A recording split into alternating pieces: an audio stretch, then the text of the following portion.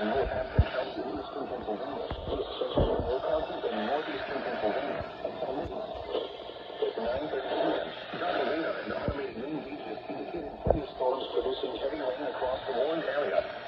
Between 2.5 and 4.5 inches of rain have fallen. The expected rainfall rate is 0.25 to 0.5 inches in 1 hour.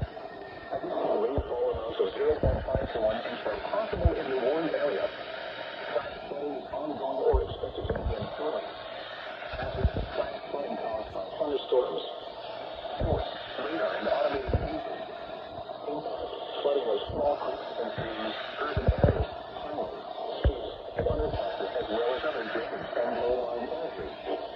Some locations that may experience flash flooding include Graftown, Bangor, Penn Argyll, Belvidere, Hope, Delaware, Waterbury, Columbia, Echo Lake, Roy Lake, and Rockford. This includes the following highways intersecting in New Jersey between mile marker 0 and 15. Interstate 80 in Pennsylvania near mile marker 314. Keep around, don't drown when encountering flooded roads. Most